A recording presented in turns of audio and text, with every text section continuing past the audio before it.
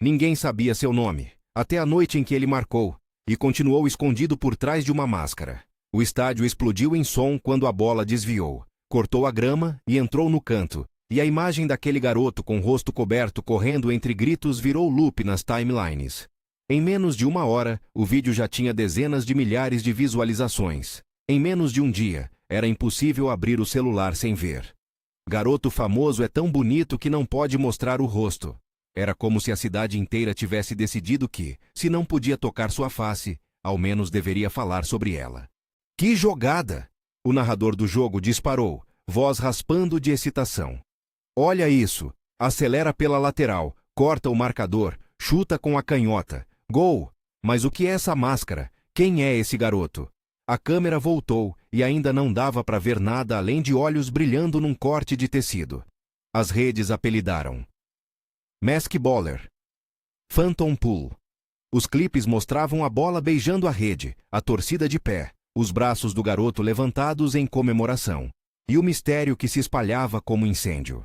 Nos corredores da escola, a mesma imagem se repetia. Adolescentes com fones pulando de um story para outro, professores cochichando em portarias, rumores virais sendo mastigados um a um. Alunos paravam no pátio, apontando nas mesas, sussurrando. Você viu? Ele nem mostrou o rosto. Imagina se ele é bonito de verdade. Por que ele esconde o rosto? Deve ser famoso. Era quase um refrão. A frase ecoava entre risadas e curiosidade afetada. Garoto famoso é tão bonito que não pode mostrar o rosto. Ninguém sabia se acreditava. Todo mundo queria confirmar. Lamir Yanar sentava num canto do vestiário, touca baixa, o elástico da máscara preso ainda sob o queixo. O suor secava em seu pescoço, e a respiração acelerada do pós-jogo fazia seu coração tamborilar, como se estivesse num novo jogo interno. Ele sentia as mãos ainda vibrando. A adrenalina, o medo, a satisfação, tudo misturado. Ao mesmo tempo, um pequeno espelho preso à parede refletia só o que ele permitia. Um pouco de sobrancelha, 2 olhos intensos. Sorriso? Não. O sorriso estava protegido por camadas de vergonha, alinhadores e histórias que ninguém via. Riley foi a primeira a chegar, mochila pendurada, olhos de quem conhecia o som de cada passo dele. Você foi incrível, ela disse, voz curta e firme. Mas você sabe que agora vai ser um inferno. Lamir apenas assentiu. A máscara tinha sido naquele instante, armadura e prisão. Ele já sabia que ia chover curiosidade, e uma chuva dessas vinha com trovões. Bendy apareceu minutos depois com o celular na mão e olhos brilhantes como se tivesse descoberto um tesouro. Cara, você não imagina. 15 mil views em 15 minutos. O vídeo já está em trend. Ele falava rápido, gesticulando com as mãos. Para Bendy, aquilo era oportunidade. Para Lamir, era exposição. Bendy falava de números, de chamados, de scouts. Um olheiro do time da capital me mandou mensagem. Eles querem ver mais. Eles querem um tryout. Lamir ouviu tudo, mas a ansiedade o deixou mudo. Na cidade, comentários pipocavam. Quem é esse menino? Deve ser de revista. Tão bonito que não pode mostrar o rosto. Acho que isso é o que deixa tudo mais atraente. A expressão ganhou vida própria. A beleza reconhecida pelas outras pessoas era transformada em uma regra social. Se todos repetiam que ele era bonito, então ter o rosto escondido virava um crime contra a curiosidade coletiva. Mas ninguém perguntava a Lamir se ele queria ser visto. A escola virou caixa de ressonância. Durante uma atividade em sala sobre identidade, um colega levantou a mão e provocou. Você já pensou que tudo isso pode ser só marketing? Um garoto que quer ficar famoso. Silva, capitão do time adversário e líder do time da escola rival quando se tratava de ego, sorriu com aquela fala. Havia uma pontada verde de ciúme que brotava do olhar dele. O brilho de alguém acostumado a ser centro, agora ameaçado por um enigma. Silva sentia que o lugar ao sol estava sendo roubado por um desconhecido com máscara. Se ele não quer aparecer, que maravilha para o meu time, murmurou. Mas a frase tinha outro propósito. Era faixa de ambição, não de desprezo. Em casa, a realidade de Lamir era distinta da narrativa que corria online. A mãe, Lara, chegava do turno noturno com sacolas amassadas de mercado e olhos que denunciavam quilômetros de trabalho. Ela abriu a porta com o mesmo esforço de sempre, e Lamir estava ali, máscara no rosto, tentando tornar aquela pequena luz do corredor em invisibilidade. Lara sorriu, cansada, mas orgulhosa. Você foi o melhor da noite, ouvi na rádio. Ela se aproximou devagar, como se tudo aquilo fosse frágil demais para ser tocado. Mãe, não tem graça. Tá todo mundo querendo ver meu rosto agora. Ele tentou rir, mas a risada soou com um fio de medo. Lara sentou, passou a mão sobre o cabelo dele e disse o que sempre dizia nas manhãs em que o meio sorriso de Lamir lembrava o passado. Você nunca precisou de rosto para ser nosso orgulho. Havia uma história guardada naquelas palavras. O pai havia partido quando ele tinha 10 anos, deixando dívidas e promessas. Lara havia dobrado turnos, feito bicos, trocado descanso por horas de trabalho para manter o aluguel, o uniforme, as chuteiras e a esperança de que o talento do filho fosse uma passagem para outra vida. O tratamento odontológico era um detalhe prático e íntimo. Alinhadores, pequenos dispositivos transparentes que Lamir usava durante a noite e tirava para treinar, porque ao chutar, sentir algo na boca o distraía. Eles eram a explicação técnica, a justificativa médica para a máscara. Não é só estética, disse o ortodontista numa consulta breve, enquanto Lara tomava notas. Ele precisa seguir o tratamento e a exposição agora pode complicar a rotina. Existe inclusive uma proposta de parceria com uma clínica que trabalha com esses alinhadores. Pode ajudar no custo. Foi a primeira vez que um nome concreto apareceu. Não como bilhete de loteria, mas como possibilidade real. Algo que exigia trabalho e paciência. Lamir escutou e sentiu que, de repente, sua escolha de se proteger estava ancorada também na responsabilidade. Terminar o tratamento significava não só autoestima, mas futuro. A cidade se dividiu entre os que veneravam o mistério e os que exigiam respostas. Alguns disseram que era frouxura, outros que era arte. Jornais locais vinham com manchetes tentando equilibrar espetáculo e invasão de privacidade. Fenômeno viral. Quem é o Mask Baller? Reportagens pediram entrevistas. Programas pediram exclusividade. Kelly Wong, uma repórter com microfone sempre à mão, fez questão de dizer na transmissão: ele criou uma narrativa que vende. Mas a pergunta é: a quem pertence essa história? E ninguém tinha a resposta. Conforme a semana avançou, a pressão se condensou em pequenos atos. No vestiário, notas anônimas foram deixadas nos armários. Mostra o rosto, rabiscado com vontade. No ônibus da escola, celulares surgiam com fotos capturadas de ângulos rasos, que nunca mostravam mais do que a sombra do que todos queriam ver. Foi só uma questão de tempo até que alguns cruzassem a linha. Um grupo tentou, num gesto que parecia brincadeira, arrancar a máscara de Lamir depois de uma provocação de Silva. A mão que tocou a elástico foi despedida por um tapa, de Benji, e a ação terminou em confusão. O ato ficou marcado pela humilhação que quase se transformou em violência. A turma que contemplava a máscara como espetáculo esqueceu que ali havia um corpo, uma vontade, alguém que merecia respeito. A repercussão foi imediata. A direção da escola chamou Silva à sala. Ele tentou justificar a provocação como brincadeira do vestiário e soltou uma risada curta quando a professora falou da importância do consentimento. Por baixo, havia outro sentimento: medo de perder seu posto. Silva não queria apenas curiosidade pela máscara, queria o destaque, a visibilidade que o viral havia roubado. Ele começou a provocar na imprensa, insinuando que a equipe merecia saber quem era seu artilheiro. Era um tipo de pressão que misturava vaidade e estratégia. Empurrava a equipe e, pior, invadia a vida de Lamir. A oferta da mídia começou a parecer um animal com dentes. Promessas, convites, propostas. Um representante de um time maior enviou uma mensagem direta para Benji. Queremos que ele venha treinar com a gente. Vamos divulgar e resolver toda a questão do tratamento. Benji entregou o telefone a Lamir com um sorriso que escondia ansiedade. O jovem olhou para o número e pensou em tudo que poderia acontecer. Mais exposição, chance real de bolsa, mas também perder o controle sobre algo que era seu. A lembrança da mãe chegando em casa cansada apareceu, e ele mediu o peso daquela possibilidade. Era uma oportunidade, sim. Mas qual era o preço? Quando o estadual chegou, a tensão foi crescendo como nuvem carregada. O time nunca foi tão cobiçado, nem tão vigiado. Autógrafos eram pedidos, celulares acenavam, seguranças olhavam. Lamir sentia o corpo pesar sob as expectativas. E então, no dia da final, antes do apito inicial, alguém colou um bilhete na sua gaveta do vestiário. A cidade quer ver, não faça barato. Foi o gatilho. Era como se todos os milhares de olhos tivessem decidido que tinham direito. Lamir leu e sentiu pela primeira vez que a máscara já não o protegia. Ela o tornara alvo. Naquele momento, ele tomou uma decisão que ninguém esperava: sumir. Não por covardia, mas por medo de transformar seu corpo em espetáculo. Ele saiu de madrugada, deixou a mochila e foi para o parque onde costumava treinar solos, longe de câmeras. O time entrou em campo sem seu melhor jogador e, como se o destino testasse caráter, deu errado. Silva, agora no papel de capitão, tentou liderar, mas a dinâmica estava quebrada. O time perdeu fôlego, a torcida prendeu o ar. Bendy mandava mensagens histéricas. Riley correu ao banco, esquecendo tática por instinto. As transmissões acompanhavam a ausência. Onde está o fenômeno? O garoto mascarado não veio jogar. Comentários nas lives começaram a se dividir entre ódio e empatia. E as ruas da cidade discutiram se o problema era dele ou de todos.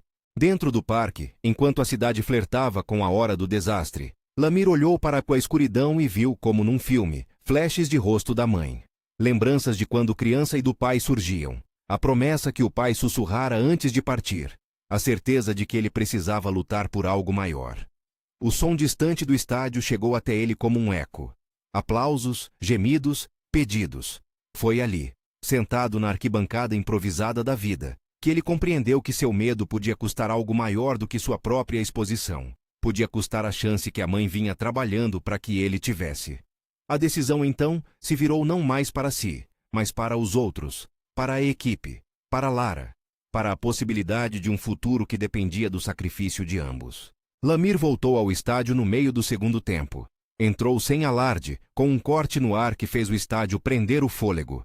Sua volta não foi para brilhar sozinho. Foi para fazer o que sempre fizera: jogar para o time. As primeiras jogadas foram hesitantes, mas logo o ritmo apareceu como se a bola reconhecesse os pés dele. A câmera aproximou, e por trás da máscara os olhos estavam decididos. Silva martelou com palavras cortantes na lateral. Mostra que é capaz. Mas Lamir respondeu com passes que calaram a arrogância.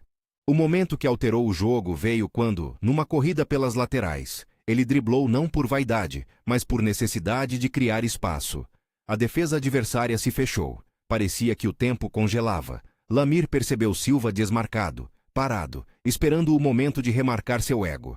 Em vez de chutar para o gol, ele olhou, mediu e fez o passe. Um cruzamento preciso, uma assistência que abriu o caminho para o gol do título. Quando a bola entrou, o estádio explodiu numa onda que parecia levar consigo semanas de pressão. Foi uma jogada que dizia tudo sem palavras. Lealdade, humildade, entendimento de que a vitória coletiva vale mais que o brilho individual. Depois do apito final, o vestiário foi um turbilhão. A equipe celebrou, e ao mesmo tempo havia perguntas demais no ar. Repórteres tentavam furar a formação com microfones, fotógrafos buscavam ângulos. Kelly Wong estava lá, câmera pronta, e a pergunta inevitável veio: por que você decidiu tirar a máscara agora? Lamir respirou fundo. Ele poderia escolher esconder-se novamente, poderia usar o triunfo como pretexto para manter o mistério e ganhar atenção. Mas naquele instante, a escolha foi diferente. Ele ergueu a mão, soltou o elástico e viu a máscara deslizar. Não houve estalo dramático. Foi um gesto sereno, quase íntimo, como se estivesse abrindo uma porta na própria casa. O rosto que apareceu não era uma celebridade de revista, nem uma caricatura. Era um rosto jovem, marcado por dias de esforço, com a delicada sombra do alinhador na gengiva, dentes alinhados em progressão. Um sorriso que havia sido moldado com paciência. Havia beleza ali. Sim, mas mais que beleza, havia uma história. Lamir olhou para a câmera e disse com voz calma: eu me escondi porque precisava cuidar de mim. Não por vaidade, mas por respeito ao meu tratamento, à minha família, e porque não queria ser visto apenas como imagem. Hoje eu deixo vocês verem, porque estou pronto de verdade. A resposta ecoou diferente de qualquer rumor. Não foi um espetáculo teatral. Foi um testemunho de crescimento. Alguns anônimos na plateia soltaram aplausos contidos. Outros choraram, e inclusive Silva ficou em silêncio, como se uma lição finalmente o atingisse. A exposição fora voluntária, feita quando Lamir se sentiu digno de ser visto. Isso mudou o tom da narrativa pública. Deixou de ser caça para ser encontro. As consequências vieram sim, mas de forma humana e plausível. Scouts entrevistaram-no com respeito. Um time da capital enviou uma proposta de tryout, sugerindo bolsa parcial para cobrir parte do tratamento e ajudar nos custos. Uma clínica especializada em alinhadores entrou em contato com um projeto de apoio, propondo acompanhamento e possivelmente parceria para transformar a história de Lamir em campanha de conscientização sobre a importância do tratamento e do consentimento. Não eram promessas mágicas de fortuna, mas portas abertas que exigiam trabalho e continuidade. Lamir e Lara juntaram as mãos e conversaram sobre o que poderia ser feito com cada proposta. Decidiram priorizar educação e saúde, e reservaram parte do possível recurso para finalmente consertar alguns débitos antigos. O episódio com Silva teve repercussão interna. Ele foi chamado para conversar com o técnico e a diretoria. Precisou encarar que sua ambição havia cruzado limites, e que liderar não era apenas comandar, era também proteger. Silva, constrangido, pediu desculpas publicamente, e ali, em voz baixa, começou uma transformação que não viria da noite para o dia, mas que já mostrava que rivalidade pode, às vezes, virar educação. Ao final, há sempre gestos pequenos que falam mais que manchetes. Lamir comprou com o primeiro valor que pôde uma noite de descanso para a mãe numa pousada simples, e pagou por um conserto do velho carro que a levava ao trabalho. Não foi presente de novela, foi algo visível, concreto, que virou um ato de gratidão. Ele também aceitou a proposta de participar de uma campanha educativa sobre saúde bucal, não como garoto propaganda que tem tudo resolvido, mas como jovem que passou por tratamento e agora queria incentivar outros a cuidarem de si. A oferta da clínica não apagou a necessidade de jornadas contínuas. Foi, em vez disso, uma alavanca real para seguir. Na escola, as coisas mudaram de tom. A curiosidade deu espaço para conversas mais humanas. Alguns ainda tinham vontade de sensacionalizar, mas o que sobrou foi mais empatia. Garoto famoso é tão bonito que não pode mostrar o rosto. Deixou de soar como trocadilho. Virou refrão que lembrava a cidade de que beleza aparente nunca substitui respeito. Riley e Benji continuaram ao lado dele. Um na amizade incondicional, outro na vontade prática de transformar cliques em oportunidades reais, sem trair o dono da história.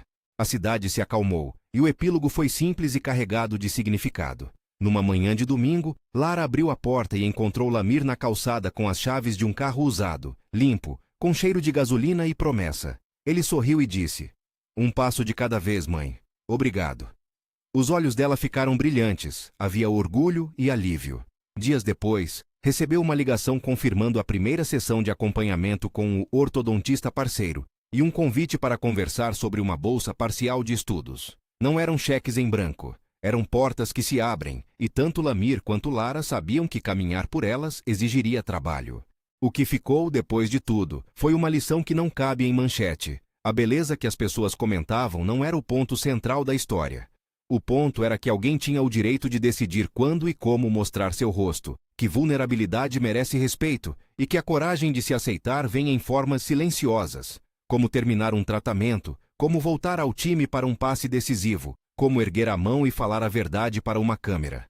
Lamir havia sido chamado de enigma ao começar, e ao terminar, provou que seu controle sobre a própria imagem era parte de sua força. Se essa história bateu em algum lugar dentro de você, se já escondeu algo por medo do julgamento, ou sentiu vergonha de mostrar partes suas, conta nos comentários. Às vezes dividir é o primeiro passo para aceitar. Na sequência, a vida de Lamir seguiu. Treinos, estudos, negociações e o trabalho diário de quem não espera milagres, e sim, constância.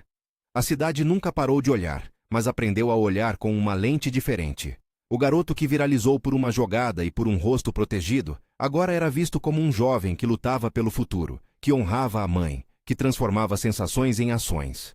Silva aprendeu que brilho não se conquista apenas com palavras. Riley aprendeu que amizade é ficar quando tudo vira tempestade. Benji aprendeu que oportunidades pedem responsabilidade. No último take, a imagem é de Lamir e Lara na varanda, a cidade ao fundo. Ele sorria. Um sorriso construído, não por vaidade, mas por escolha. "Eu não sou proibido de mostrar o rosto porque sou bonito demais", ele disse uma vez, em tom meio brincalhão, meio sério, para um repórter. "Eu escolho quando me expor, porque o que eu quero é ser visto inteiro, com história, com esforço." E isso, de certa forma, foi mais bonito do que qualquer elogio superficial. Se você gostou dessa história e quer ver mais narrativas que misturam esporte, identidade e escolhas reais de jovens, acompanhe nosso canal e playlist. Há outros caminhos, outras partidas, e sempre alguém aprendendo a jogar a seu modo.